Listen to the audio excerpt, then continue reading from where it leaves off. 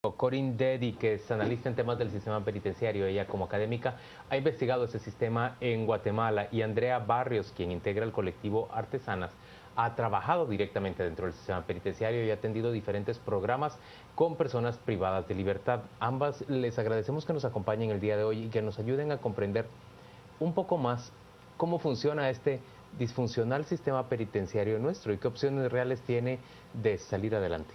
Pero yo quisiera arrancar con ese planteamiento que hacía el exministro de Gobernación, Carlos Menocal. Se necesita más dinero para ponerle un alto a este tipo de historias. ¿Ustedes están de acuerdo? ¿Es dinero lo que se necesita para construir mejores cárceles y evitar que estos motines sucedan y el asesinato de reos uno tras otro ocurra en las prisiones? Como si nada, Corín. Buenas noches. Bueno, yo creo que son varias cosas que se necesitan. Dinero es una cosa, pero no es exclusivamente el dinero que se necesita. Creo que más que todo lo que se necesita es voluntad y coraje de realizar un cambio, de realmente entrarle a esa institución, limpiarla, porque hay mucha corrupción que está institucionalizada en esta institución. Entonces creo que no todo depende del presupuesto. Claro, sabemos que el presupuesto que tiene el sistema penitenciario básicamente alcanza para el funcionamiento, no deja mucho de sobra, digamos, para invertir. Entonces, si queremos invertir en nuevos espacios carcelarios, definitivamente sí se necesita más presupuesto. Pero como lo dije, no creo que sea lo único. Igual hay actividades y acciones que se pueden hacer que no necesariamente requieren de un ¿Cómo cuáles actividades? ¿Cuáles acciones? Mire, se ha estado hablando desde mucho tiempo, por ejemplo, de realizar un censo de los privados de libertad, porque no hay suficiente información acerca de los perfiles y de la gente que está recluido en los centros carcelarios. También hay trabajo que todavía está pendiente por hacer, como por ejemplo reglamentos, ajustar y sistematizar reglamentos,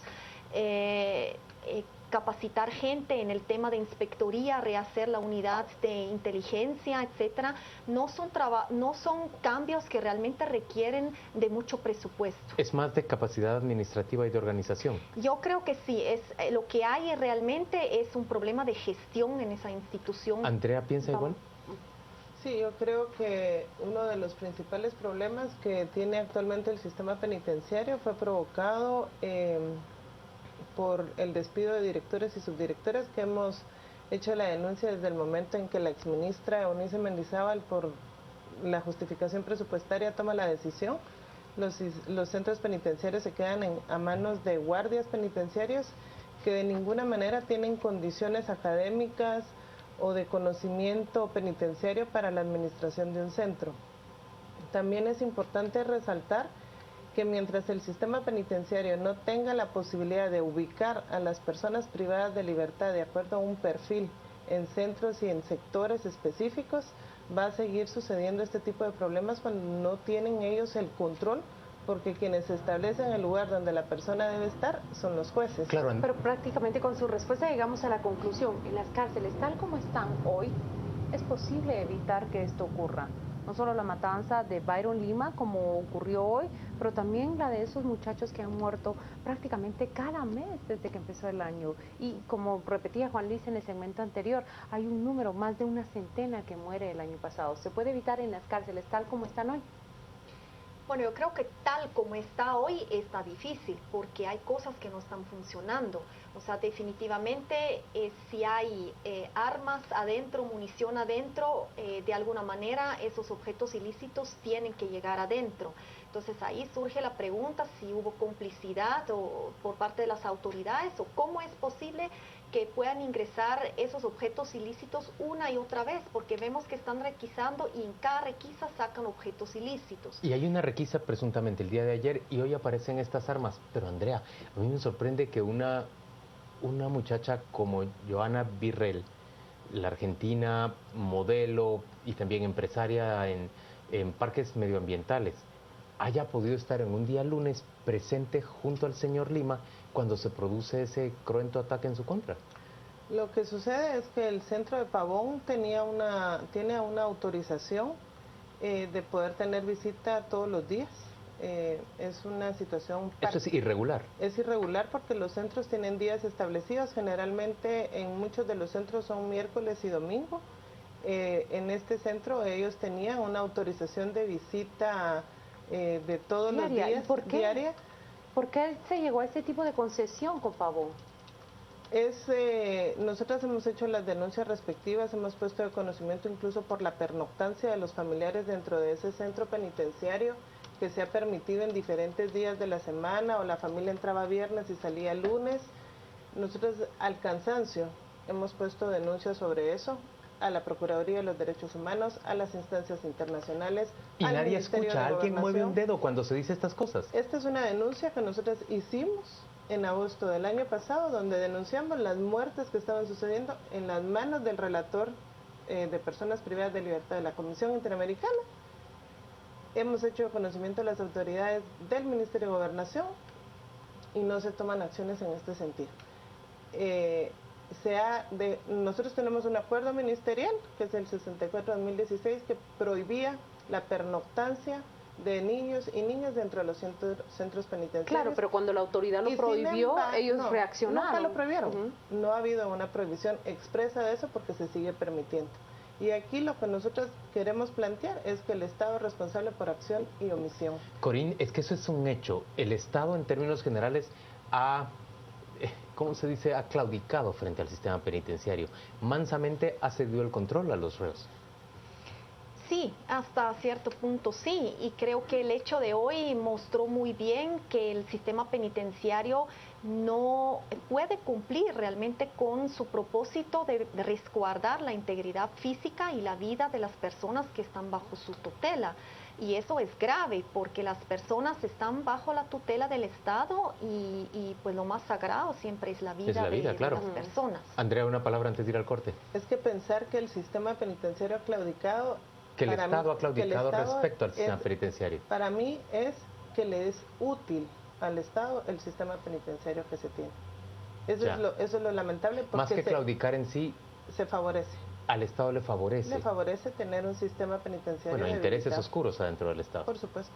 Este día lunes en que se ha producido un violento ataque en la granja de rehabilitación Pavón, que de rehabilitación francamente tiene muy poco, y han muerto 13 personas. Una de ellas, la más prominente, el capitán Byron Lima, condenado por la muerte del obispo Gerardi. Rocío Lazo, ¿qué nos están diciendo en redes sociales? ¿Qué preguntas están enviando para nuestros panelistas? Juan Luis, se ha provocado mucha polémica a través de nuestras redes sociales y son muchos los comentarios que tenemos ya a través de ellas. Lo invitamos a usted a compartir su opinión. Comenzamos con la opinión de Raúl. Por la mera posibilidad de que cualquiera de nosotros llegue a una cárcel por cualquier motivo, deben ser seguras para todos. Mario comenta, han denunciado, pero el problema es del Ministerio de Gobernación, no de otros. Exigir que se cumpla es distinto de ser espectador. Doctor Sergio Hernández, las cárceles deben ser cárceles para pagar penas y corregirse, no la universidad del crimen. José Soto, las requisas son una farsa, se trata de quién puede comprar la voluntad de cualquiera. Freddy Sagastó, me pareciera que no, pero los homicidios generales han disminuido, lo mejor y es otro enfoque el necesario. Le agradecemos por compartir su opinión con nosotros a través de nuestras redes sociales. Regresamos con ustedes, Juan Luis y Claudia. Cuando ustedes escuchan que incluso en la conferencia de prensa que presenta el ministro de Gobernación, se sugiere la posibilidad de que otro reo haya podido ordenar la muerte de Byron Lima. ¿Qué piensa Andrea Barrios? Efectivamente es muy probable, pero ahí es quién está detrás del otro reo, que es la pregunta que las autoridades, el Ministerio Público y las instancias de justicia deben hacerse. Es que eso es lo que yo quiero aprovechar, porque ustedes, por el trabajo social que han hecho especialmente en las prisiones, conocen muy bien cuál es la dinámica que se vive dentro. Y quiero traer a colación las palabras del hermano de Byron Lima Oliva, el señor Luis Alberto Lima, que ha salido a decir a través de un mensaje grabado a través de su teléfono celular, según entiendo, palabras como: esto no es un ataque que nació dentro de la prisión, nació fuera de ella. De acuerdo al trabajo que ustedes realizan y conocen cuáles son las dinámicas internas, ¿qué piensan al escuchar las palabras del hermano de la víctima? ¿Tiene razón? ¿Es probable? ¿Lleva mucho de cierto o de información en lo que dice? Bueno, yo creo que hay hay varios factores o digamos hay varios teorías que se están especulando y en fin creo yo que yo por lo menos no puedo decir, bueno, me inclino por esta o por esta. Creo que hay que esperar las investigaciones de las autoridades, pero creo que lo que es lo impresionante es que, digamos, la brutalidad que hay adentro de las cárceles, porque, digamos, en dado caso que realmente eso fue un asesino por encargo, se realiza dentro de la cárcel. A pesar de tener guardias que están a cargo de la seguridad, a pesar de tener, digamos, se supone que se debería de tener un ambiente controlado, sin embargo, si ocurren ese tipo de crímenes. Y también recordemos que hace un par de meses los pandilleros que estaban matando a uno de sus compañeros y admitieron abiertamente que lo habían matado adentro de la cárcel, y los guardias estaban parados atrás y digamos, suceden ese tipo de crimen que quedan en impunidad muchas veces. Andrea, pero en términos generales la sociedad parece bastante indiferente frente a estos crímenes que ocurren. A ver, se dice rápido, pero 111 personas muertas en instalaciones que se supone que estén bajo control del Estado, un Estado que presuntamente, según su constitución, se organiza para garantizar la vida humana. Eso, francamente, ¿qué dice de nuestra sociedad? Bueno, es lamentable principalmente porque no pensamos que cualquier persona de nosotros y nosotras podemos llegar a estar dentro de un centro penitenciario y ser víctimas de una situación de esta naturaleza o un familiar. Las cárceles no son un lugar hoy por hoy lejano a cualquier persona que incluso puede ir a parar ahí por haber atropellado a otra sin querer hacerlo. Sin embargo, su vida se pone en riesgo cuando vemos que este tipo de situaciones suceden. Y lamentablemente la sociedad guatemalteca está acostumbrada a que la nota que sale del sistema penitenciario es esta. Es la muerte, es la sangre, es la riña entre privados de libertad, y vemos... O son los negocios e intereses adentro de la cárcel. Vemos en redes sociales que la gente lo que pide es pena de muerte, quisieran que sucediera un incendio como el de Honduras. Creemos que son personas que merecen la muerte por el hecho de estar dentro de un centro penitenciario. Y eso pues se refleja en la sociedad guatemalteca y en las peticiones y en los mensajes que se lanzan a través de las redes sociales. Nosotras creemos que en un día como hoy, donde el pacto que se tenía de que ya no se respeta ni siquiera la presencia de la visita en los últimos ataques dentro de los centros penitenciarios, realmente es terrible porque se pone en riesgo la vida de niños y de mujeres inocentes que están ahí porque tienen a un familiar. Hoy era terrible la agonía y la angustia de que habían familiares retenidos dentro del centro, que habían niños y niñas dentro de ese centro penitenciario. Había personas, por ejemplo, de Casa Lúdica que estaban desarrollando actividades de entretenimiento y de enseñanza. Pero esa no fue la atención de la sociedad, ese no fue el enfoque de resguardar y garantizar la vida, sino que estaba en cuántos muertos, cuántos heridos, en qué condiciones iban. Y si había sido o no Lima. Y si había sido o no Lima. Y si el taquero había sido o no el responsable. Claro, y a elaborar todas las hipótesis que se podrán hacer en relación a la joven que estaba, la argentina que lamentablemente falleció, que se hará cualquier cantidad de especulación en relación a la presencia de ella. Se dijo primeramente que era una periodista, pero una rápida revisión a su perfil y a sus conocidos dentro de Guatemala revelan una actividad completamente distinta, una edecán internacional con un trabajo profesional para diferentes marcas y al mismo tiempo una técnico profesional en gestión ambiental. El señor Lima Oliva tenía varios negocios, ha dicho su familia, y entre ellos era la instalación de bosques... de parques medioambientales. Biosaludables le han llamado, y ella, junto con su novio, un agrónomo de profesión, eran quienes asesoraban a la empresa del señor Lima Oliva en la construcción y a la revisión de calidad de estos parques. Corín, ¿qué debería pedirse del gobierno en este momento, del Ministerio de Gobernación? ¿Qué tendría que plantearse para el día de mañana? Pues yo creo que realmente hay que enfocarse mucho en el tema del control interno.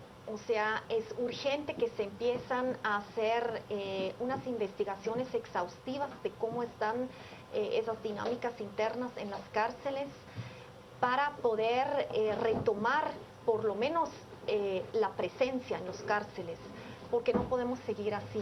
O sea, la situación está muy precaria, muy difícil adentro de las cárceles, y yo creo que realmente la institución debe de marcar que tenga presencia ahí y no simplemente dejar ese vacío y que los privados de libertad se pueden aprovechar, imponer sus reglas y sus costumbres y lo que se les da las ganas.